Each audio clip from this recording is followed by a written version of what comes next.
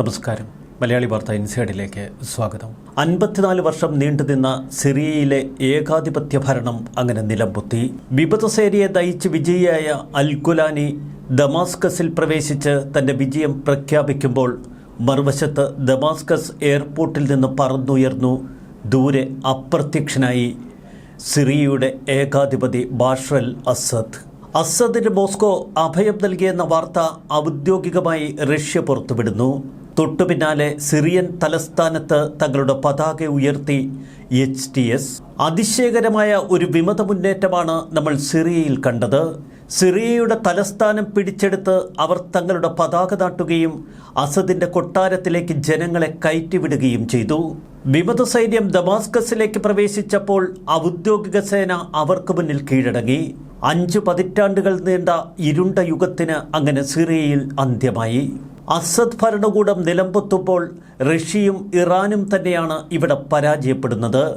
2015 മുതൽ Bashar al അസദിനെ സംരക്ഷിച്ചു പോന്ന റഷ്യയ്ക്കും ഇറാനും കിട്ടിയ തിരിച്ചടി. ദമാസ്കസിലെത്തിയ വിമതസേന ഇറാൻ എംബസി തച്ചുടയ്ക്കുന്ന കാഴ്ചയും ലോകം കണ്ടു. ഇനി ഇറാന്റെ കരങ്ങൾ സിറിയയിൽ വേണ്ട എന്നവർ പ്രഖ്യാപിച്ചു. മാനുഷിക പരിഗണനയുടെ അടിസ്ഥാനത്തിലാണ് അസദിന് അഭയം നൽകിയത് എന്ന് മോസ്കോ വിശദീകരിക്കുന്നു. ബാഷർ അൽ അസദിനെ കൈവിട്ടുവെന്ന് മാത്രമല്ല, വിമത സഖ്യവുമായി ഇതിനിടയിൽ ഒരു സന്ധിയിലേർപ്പെടാനും റഷ്യയ്ക്ക് കഴിഞ്ഞു. റഷ്യൻ സൈനിക താവളങ്ങളുടെ സുരക്ഷ ഉറപ്പാക്കാൻ ഒരു കരാർ ഉറപ്പിക്കുന്നതിലും റഷ്യ വിജയിച്ചു.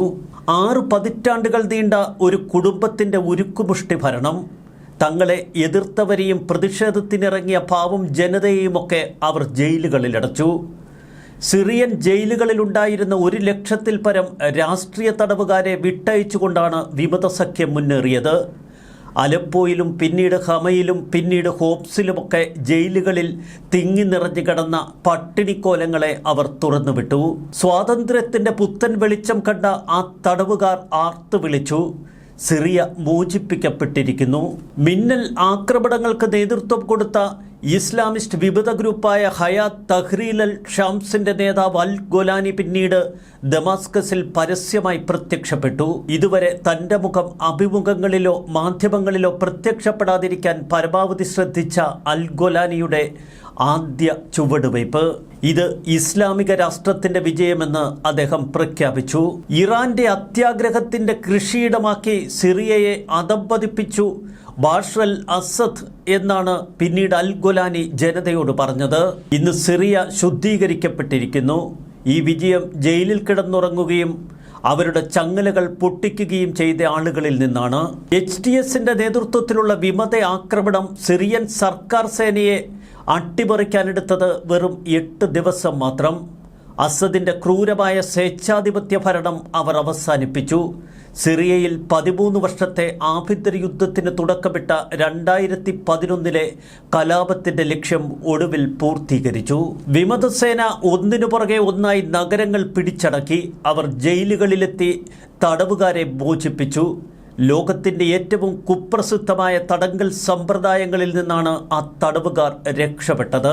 ദമാസ്കസിലും പരിസരത്തുമൊക്കെയുള്ള ഏറ്റവും മോശമായ ജയിലുകളിലെ കാഴ്ച ഹൃദയഭേദകമായിരുന്നു.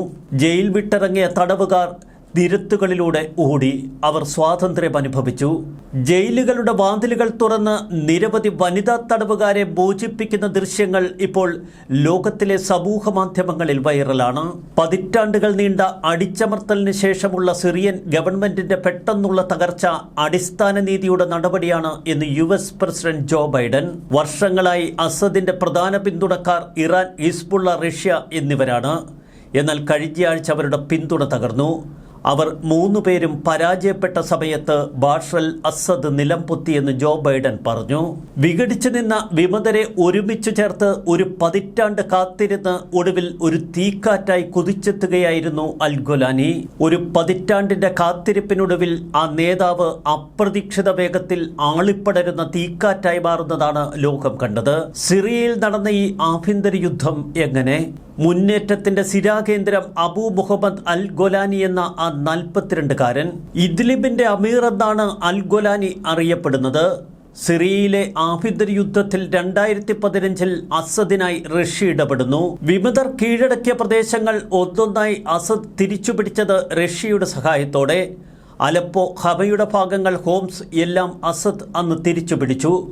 പക്ഷെ ഭീകര സംഘടനകൾ ശക്തമായി ഇദ്ലിബിൽ കേന്ദ്രീകരിച്ചിരുന്നു.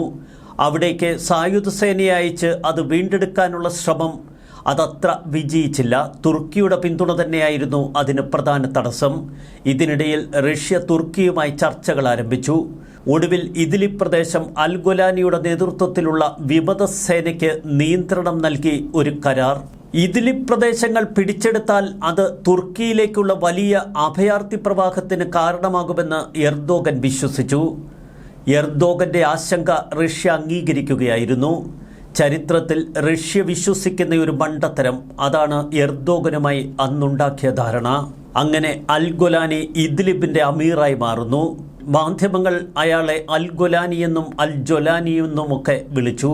ഹയാത്ത് തഹ്രീൽ അൽ ഷാം എന്ന തന്റെ വിമതസേനയെ കൂടുതൽ കരുത്തുറ്റതാക്കി ഈ കാലയളവിൽ. ഒപ്പം തുർക്കിയുടെ പിന്തുണയുള്ള ഫ്രീ സിറിയൻ ആർമിയെ കൂടി വിശ്വാസത്തിലെടുത്തു. അൽ ഖ്വയ്ദയിൽ നിന്ന് പ്രവർത്തനങ്ങൾ ആരംഭിച്ച് പിന്നീട് നുസ്ര ഫ്രണ്ടിലൂടെ വളർന്ന് ഒടുവിൽ സ്വന്തം ഭീകര സംഘടനയ്ക്ക് രൂപം നൽകിയ അൽ ഗൊലാനി.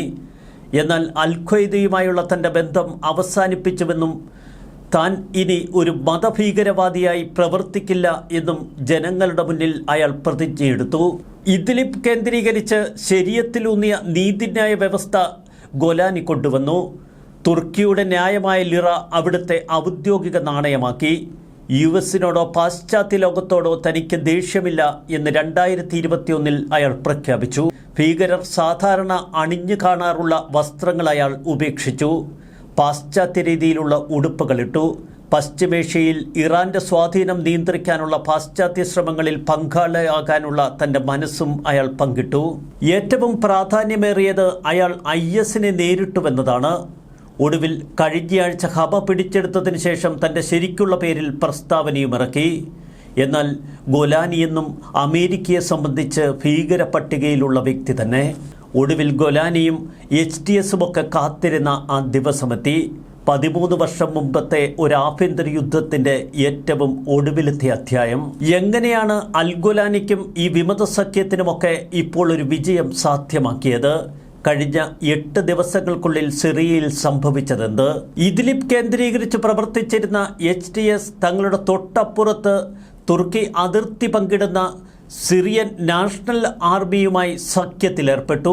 ഇതുതന്നെയാണ് അൽ ഗൊലാന്റെ ഏറ്റവും വലിയ വിജയ നീക്കം. പരിപൂർണമായ തുർക്കി പിന്തുണ ഉറപ്പിക്കുകയായിരുന്നു ഗൊലാനിയുടെ ലക്ഷ്യം. ഒപ്പം HTSനെ സഹായിക്കാം എന്ന വ്യവസ്ഥയിൽ തുർക്കി എത്തി.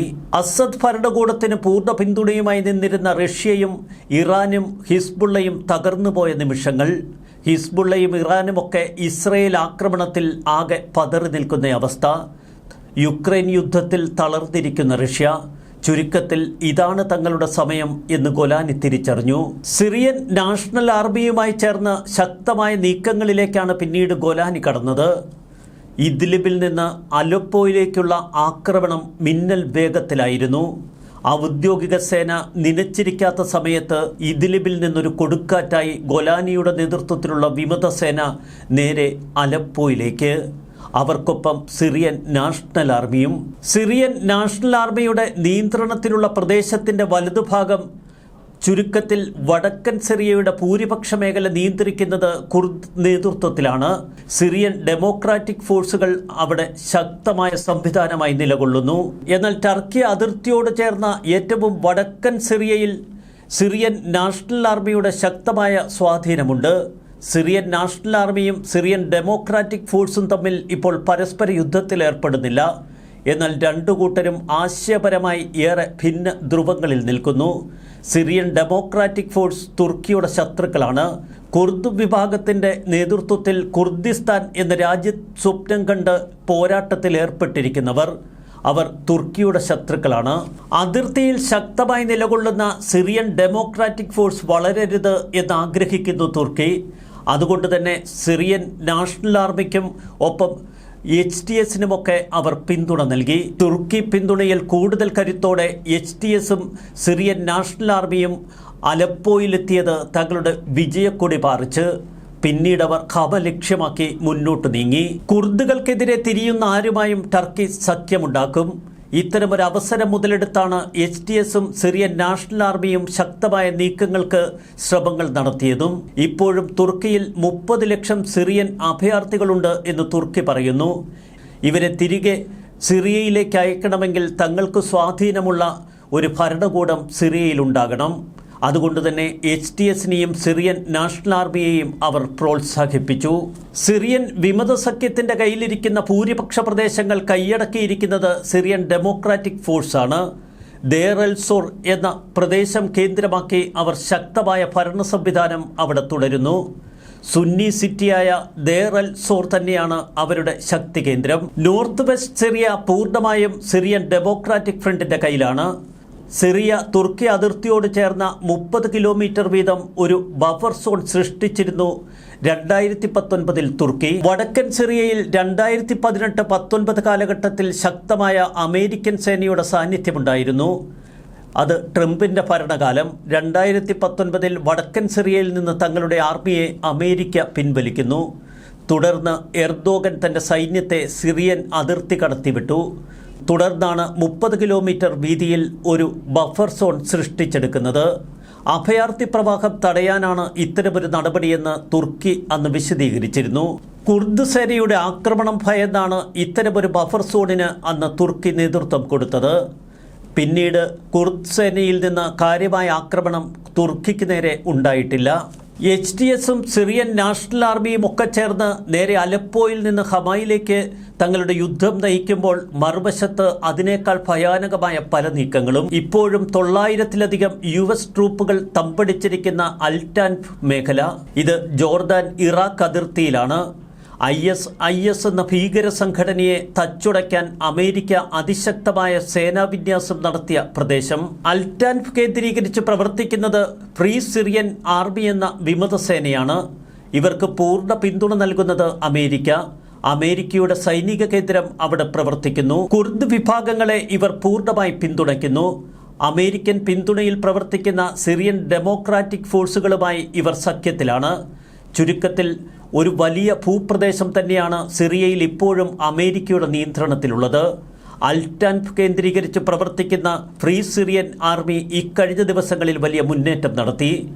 അവർ ഹോംസിനടുക്കൽ വരെ എത്തി. പാൽമിറയും അനുബന്ധ മേഖലകളുമൊക്കെ അവർ തങ്ങളുടെ നിയന്ത്രണത്തിലേക്ക് കൊണ്ടുവന്നു.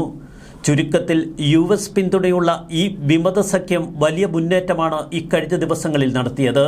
എന്നാൽ അവർ ദമാസ്കസ് കേന്ദ്രീകരിച്ച് തങ്ങളുടെ നീക്കങ്ങൾ ഒന്നും നടത്തിയില്ല.